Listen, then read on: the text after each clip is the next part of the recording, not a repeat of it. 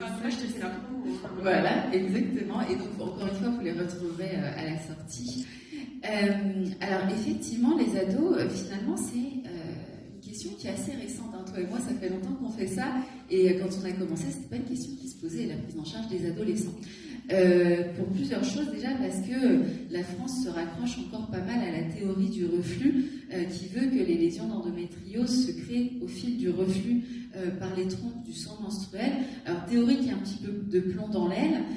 Aujourd'hui, on sait qu'on retrouve de l'endométriose sur les fœtus dans les mêmes proportions et aux mêmes endroits qu'à l'âge adulte. Mais c'est vrai que pendant très longtemps, il y avait cette idée dans la tête des médecins que vous ne pouviez pas avoir d'endométriose avant 20, voire plutôt 30 ans, le temps que les lésions, le sang s'accumule et crée les lésions en fait. Donc on ne s'intéressait pas aux ados.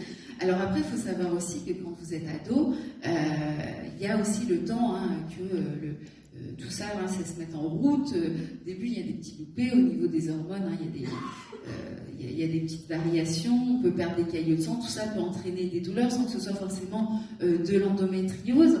Donc des fois aussi, voilà, pour faire le tri, voir si ça dure dans le temps, si c'est à chaque fois, si en plus il y a d'autres symptômes, des symptômes digestifs.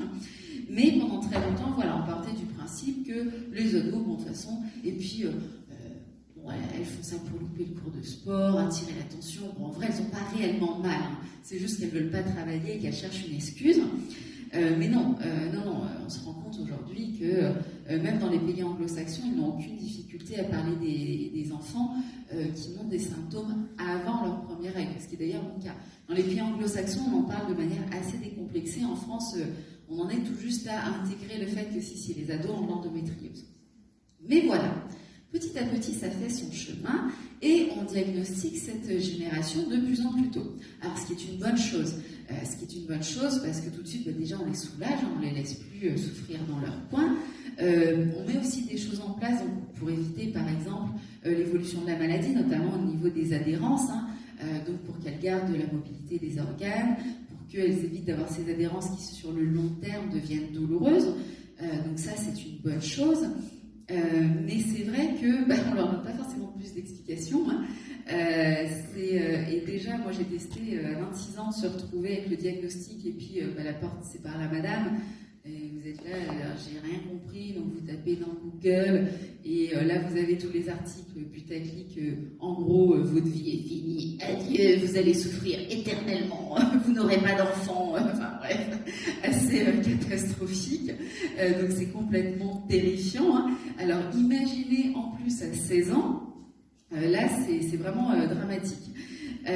Donc il y a ça, il y a aussi l'impact sur leur scolarité. Hein. Moi, malheureusement, des jeunes filles qui me disent j'ai dû arrêter mes études parce que j'avais trop mal, qu'il n'y avait pas d'adaptation, l'équipe éducative ne comprenait pas, ne mettait pas en place des adaptations. On en a. Il faut être lucide en tant que société. Quand ça se produit, on perd des cerveaux. On perd des cerveaux parce que on perd peut-être une étudiante qui aurait été brillante à la faculté, qui aurait pu intégrer un programme de recherche, pourquoi pas l'INSERM, je ne sais quoi, et voilà, être très importante au sein de nos sociétés pour la faire évoluer, pour la valoriser sur la place internationale. Et donc on perd ces cerveaux bêtement. Alors qu'en fait, quand on veut mettre des adaptations pour suivre des élèves qui ont des handicaps, aujourd'hui avec tous les logiciels qu'ont nos enseignants, avec les tablettes, tout ça, en fait, quand on veut, on peut. Donc on ne faut pas perdre ces étudiants.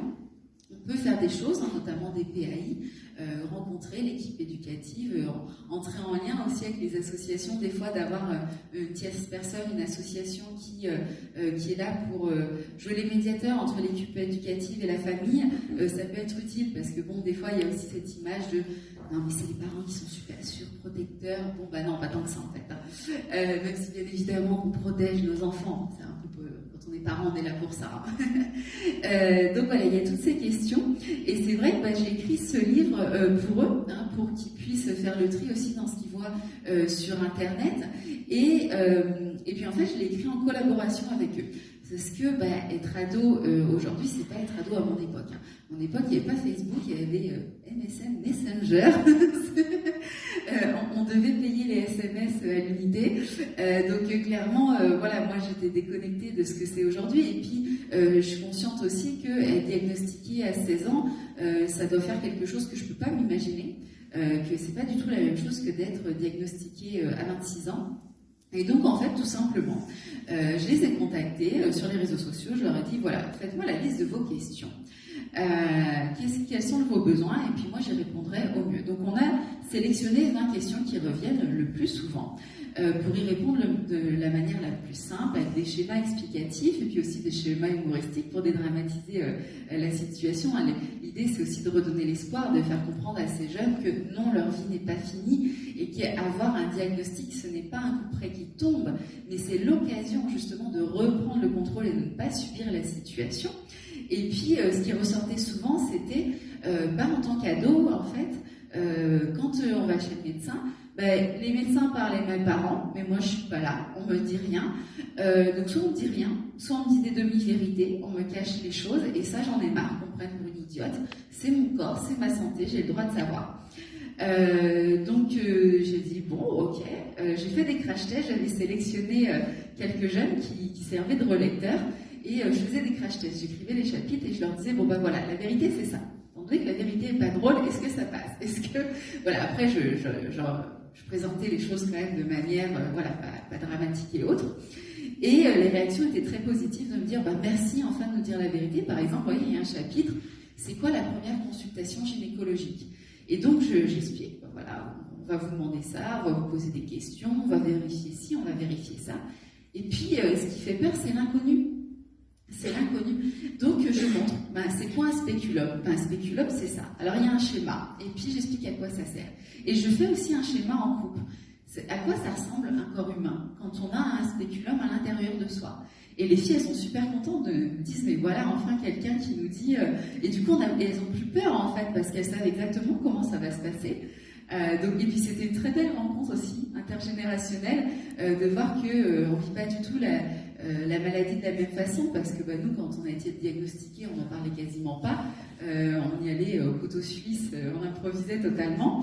Donc c'était super enrichissant, c'était une belle aventure. Et c'est un bel outil pour les armer, pour qu'encore une fois, leur parcours ne soit pas le même que le nôtre.